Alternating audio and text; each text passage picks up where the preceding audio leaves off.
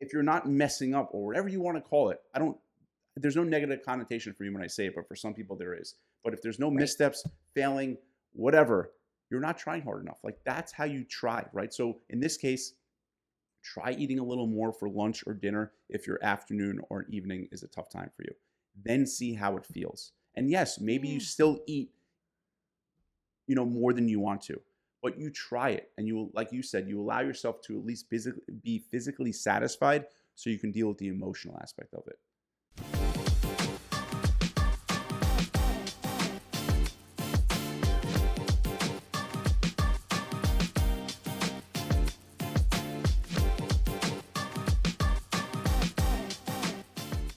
Hello, Adam. All right. You're on fire, so I'm not going to take too long. You got a couple of tactics for us today. Let's dive right in. Give Right them to into us. it. What's the first one? All Yeah. right. I got two tactics for you today. The first one is called slow down to speed up. Okay. Tell me more. All right. So there is a part of many of us that feels like we need to go 100% in order to reach our goal.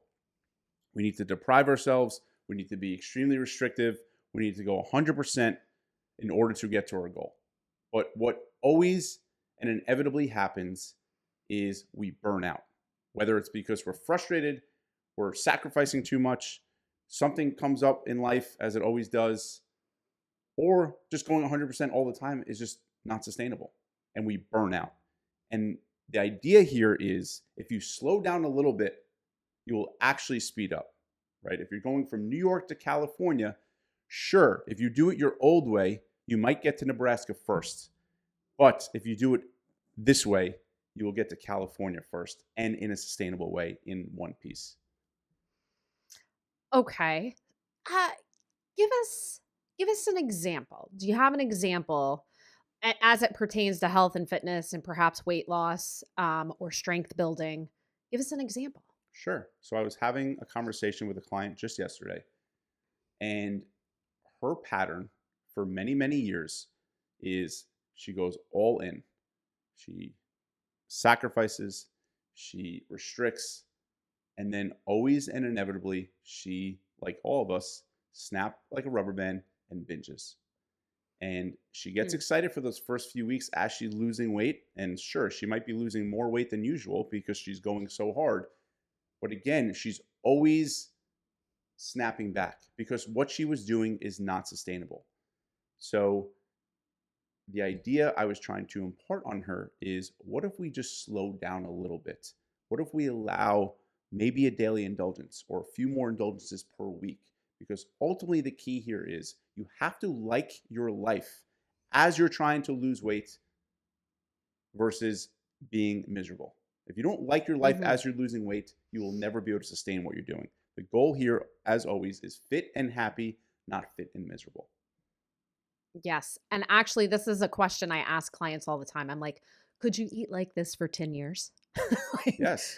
could you exercise like this for 10 years? Is there flexibility and room enough for things to happen in your life that don't look so rigid? Like, if you couldn't do this for even 1 year, we're on the wrong track. We're going too fast, right? Yes. And this is applicable to exercise, right? I always get texts early on in the year from friends and acquaintances, hey, you'd be proud. I'm going to the gym for 2 hours every day. And I'm always Mm. like, oh no, 2 hours every day. Text me in a week where are you going to be at? You will not be at the gym. 2 hours a day is just not sustainable unless your full-time job is exercising. Oh my Um, gosh, yeah. right? So it's much more effective to start smaller, keep your workout short, focus on, the duration, focus on intensity, but you don't have to go for 2 hours, right? Like that's just not realistic or practical or sustainable. So, Or yeah, yeah, or necessary. I mean, I don't even think that's no, necessary, right? no, Okay. All right. I just want to make sure. I mean, you are an expert. as you are. And no, it's not necessary. To me, the goal is sticking with it through thick and thin, no matter what. And this is very simple on the surface, but it's so ingrained in so many of us. It's so ingrained to either go all or nothing. And the real magic here is learning to deal with that messy middle. right? Where you're Mm. not going all in and you're not doing nothing, especially when you're not feeling well, when you're sick, when you have a crazy week of work, when life happens, things come up, right? That messy middle is where the magic happens, right? The idea of sticking with it while being less than perfect with less than ideal conditions. Yeah, it's like the touch it daily approach, right? Like it doesn't matter how small. Did you touch it today? Yes. Did you do something today? And it is really hard to find yourself in the middle. It's super uncomfortable. But just remind yourself when you feel that way, oh, I'm doing it right. I'm doing the thing. I'm doing the messy middle. And that's the space we all need to grow, right? Yes. As I always Cuz often say, discomfort is our compass. For recovering perfectionists like myself, it is actually easier to go all 100% or nothing. That messy middle is very uncomfortable for me. And I've practiced over years to get more and more comfortable with it, right? The idea always, all or nothing leads to nothing, right? Instead of all or nothing, always something. And that is so uncomfortable. But if you practice it enough and you stick with it enough, then you will get comfortable sticking with it while being less than perfect, which is the only way to get to where you want to be and wait for it, most importantly, stay where you want to be. that's a hard pill to swallow.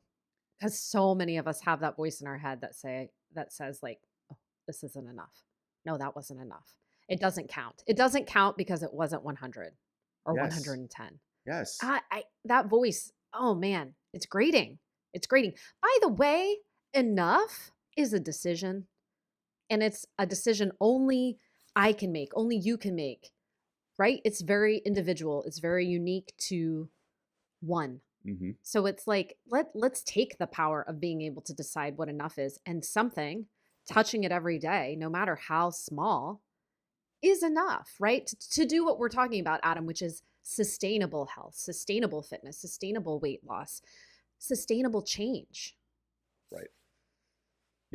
I always like to think of, there's always a few skeptical people, which I get. And they're like, well, of course you want us to go slow. You want us to be like, a client for as long as possible. No, the goal here, listen, first off, we've been at this for 18 years now, right? We have, we've helped thousands of people lose weight and keep it off. The goal here from day one has always been to help you get to where you want to be and stay there in a sustainable way. That is what we want. We want to create an independence, not a dependence. And Yes. I know if you go too intensely, and of course we want results, of course you want to get there as fast as possible, but we always have to balance being aggressive versus sustainability. And the goal here is to make this the last program you ever do. And I know if we help you arrive where you want to be in a way where you feel like you can do it for the next 10 years or for the rest of your life, then we'll never see you again. Sadly. But yes, You will that's be what we want. happier and fitter ever after. That is the goal, Yes.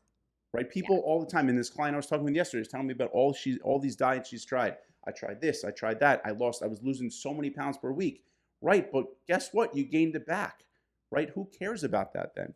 Right? We want to make sure we keep it off. That is what we're obsessed with. Once and for all, making this the last program you do.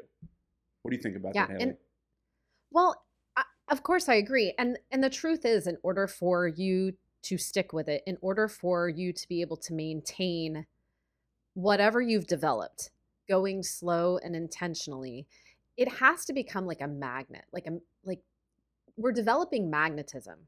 And this, magnetism becomes part of your identity. And the magnetism I'm talking about is like you feel compelled to do what you've developed with your health, right? Hmm. You feel compelled to move daily or almost daily. You feel compelled to eat nutritious meals and to practice indulging mindfully. And you love it. You love it. And if you get taken away from it, you feel compelled to get back to it. When you're in that space of feeling compelled to do those things, man, you're like in the money spot. Hmm. That is the indication, in my mind at least, that what you're doing is sustainable and what you're doing is who you are. And Hmm. I think that's the level we're trying to get clients to, and why slow, methodical, intentional, every day 80% is so crucial. If you're going fast and hard all the time, you're definitely going to end up someplace you don't want to be. Right. And listen, Yeah. don't get me wrong, there's seasons for that, there's weeks for that, there's periods for that. But overall, if you're always going 100%, especially when you have a busy life with a lot of responsibility, a lot of things going on, like most of us do, slowing down is the best way to speed up.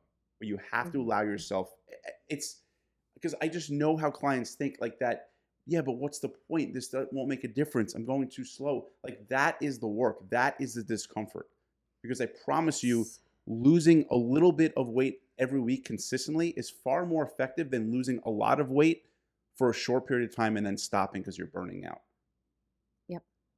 Yep. We've seen it, right? And sometimes we have to let people do that so Yes. that they eyes wide open, learn. Right. Yes. Like this isn't working. This Right. isn't working. And I know we all wanted it yesterday. I feel that way a lot of times. I wanted this yesterday. But Right. we're just going to keep hitting our heads against the wall. If we keep trying to do it the same way we've always done it, we're just going to end up in the same place. Right. I mean, it would be equivalent to like, you know, trying to get a million things done on your to-do list every day. And because you're so overwhelmed, you wind up doing nothing versus doing 2 to 3 meaningful things every day and doing that consistently over a week, a month, a year, etc. Of course, Notice you said meaningful. yeah, Yeah. Yeah. I think that's another thing we're all really guilty of, right? We put our time into stuff that has no meaning. And, you know, knock some stuff off your to do list. If it doesn't align with you, if it's not meaningful, if it's not in line with values and who you want to be and where you want to go, let it go. right, Let it go. right. So that's the first tactic. We Okay. want success stories for life. We want you to reach your goal in a way where you feel like, Adam, Haley, I got this. This feels easy. This Hmm. way, you move to our free lifetime maintenance plan, and that's it. You set off in the sunset, and you're fitter and happier ever after. That is what we truly want for you, and I want that for you too. So don't let that short-term irrational mind creep up and say go harder or go faster or you're not going fast enough, because that is the very mentality that is keeping you stuck. Right? Again, it's pushing, pushing, pushing, and then burning out. Try it our way. I promise you, it works. Yes. So you have a second tactic, I do. And the second, and that is so the first tactic is slow down to speed up. This is eat more to eat less. hmm, hmm. A lot of people going, yeah, right. How does that work? Let me explain. So let's say you're having a really stressful day, or you're not feeling well, or life throws you a curveball or a punch, and you're very, very tempted to just go off the rails. You have this effort mentality of, I don't care. I just want to eat whatever I want. That is very tempting and very tricky. What I have found, and it's worked for many clients as well, is in those situations, eat more than you normally do of your normal stuff. So it might be having an extra handful of nuts, or it might be adding an avocado with your dinner. And I know some of you are thinking, an avocado, we're talking about an avocado, but when you're on point, right, when you're really trying to make progress, we know an extra avocado at a meal can make a difference every day, right? So the idea though is adding more of what you usually do to your meal. So you're eating more than you usually do, but you're preventing yourself from going off the rails of, say, having a pint of ice cream or whatever it might be, right? So having an avocado at dinner or having a baked potato at dinner and really feeling satiated and satisfied is far more effective than not doing that and then, having the risk of eating a pint of ice cream. Right. So here's what I hear clients say when I suggest this. Oh, but I typically snack late at night anyway. I typically overindulge. I typically overeat or even binge. So I should probably just be really mindful of eating a little less earlier on so that when that happens, it's okay. Yeah. How do we deal with that? So one of the best ways to deal with a tricky time of day, right? So whether it's the middle of the afternoon or at the end of the day, is to always focus on the meal or snack right before it. And one of the most powerful strategies is to make sure you're having a solid meal or snack before your most vulnerable time of day, right? So there's Mhm. plenty of people that say, I'll just have a salad for dinner or for a salad for lunch. And then every single afternoon, they're going to somewhere, going to a bakery, going to the vending machine, or going to their pantry and getting cookies and chips, right? For Right. those people, it is far more effective to eat a little more for lunch or dinner. And there's two things going on, right? There's physical hunger and there's emotional hunger.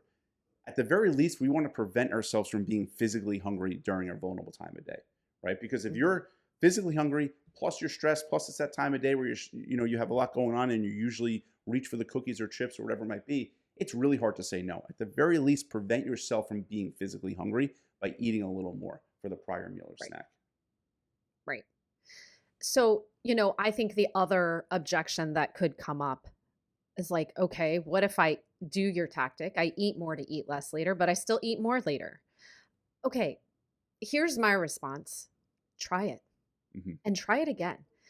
Try it 10 times. Try it 20 times. I think, Adam, one of the biggest fallacies I know I struggle with is that if I mess up one time, all is lost. Hmm. I'm headed over the cliff, right? Um, but it actually takes a significant amount of time of heading in the wrong direction for it to really be problematic. And so I bring all this up because this tactic can feel scary for a lot of people. Like the idea that they should eat more to eat less is terrifying. What if their goal is weight loss? You're telling them to eat more, to eat less. This doesn't compute, right? But I want to call this out because try it and try it a lot. And so what if you end up eating more and still eating more? The thing you're going to start to recognize is I'm feeding my physical body. I'm taking care of physical hunger. And sometimes you kind of have to train that. You have to train that acknowledgement, that recognition, and then you can start to partition. Okay, physical hunger is dealt with. Now I have some emotional hunger I can learn to address. Right. So I just wanted to call that up because I Yeah, feel like this one feels really scary for some people. great call out and so true. And it is a lot easier to deal with our emotions when we're not physically hungry, Yeah. right? And you kind of touched upon this. You know, I'm a huge basketball fan. I'm very passionate about it. I coach both of my son's basketball teams.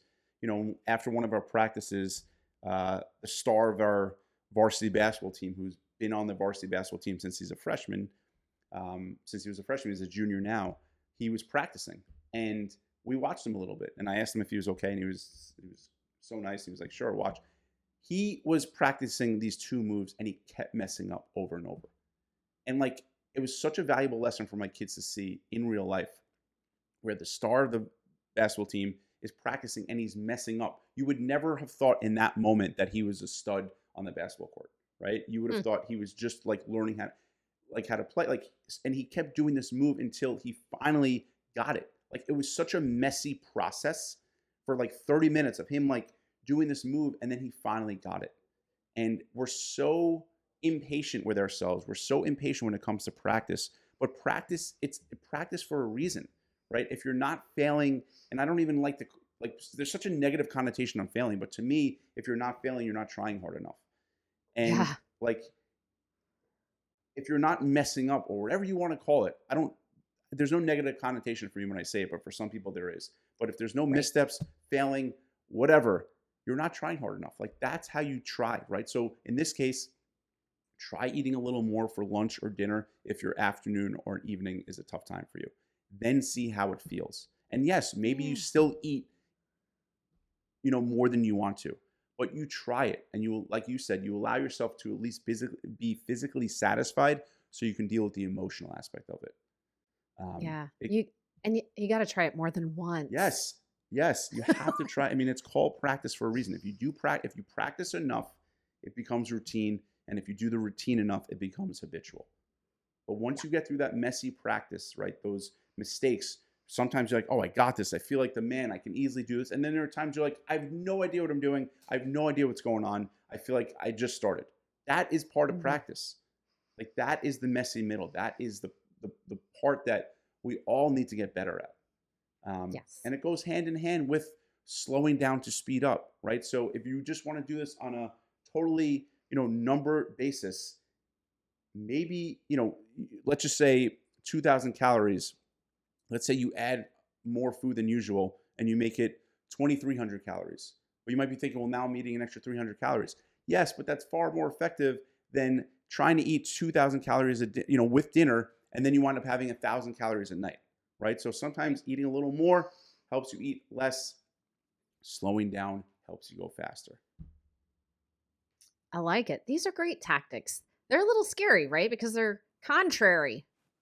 I know, but they're so effective, Haley. They're so effective. Like, patience plus consistency is truly unbeatable. Going back to the first tactic, like, it's so hard. I get it, but that's where a coach comes into play. That's where using us makes all the difference. Lean in on us, right? There's going to be Yes. FDR, fear, discomfort, doubt, and resistance. When you feel that, use us. Don't recoil. Don't hide. Share it with us. Share it with your coach. Share it with me directly or Haley. We're here to help you. I truly want this to be the last program you do. And I know if you employ these tactics and ultimately mindsets, you will get to where you want to be once and for all. Without a doubt. Without a doubt. And we've seen it time and again. 18 years. 18 years. I mean, I was just talking, 18 years of doing My Body Tutor and thousands of success stories that are sustainable. That is what I want. And as I say this, I'm still thinking about the people because there's a part of me that's like, yeah, but it's too slow. Slow down to speed up. Eat a little more to eat less. I promise you it works. I promise. Yep. 100%. All right, Adam, anything else? That is all. All right, let's cut them loose. Get out there, practice the tactics. Slow down to speed up. Eat a little more to eat a little less. And take good care, and we'll see you next time.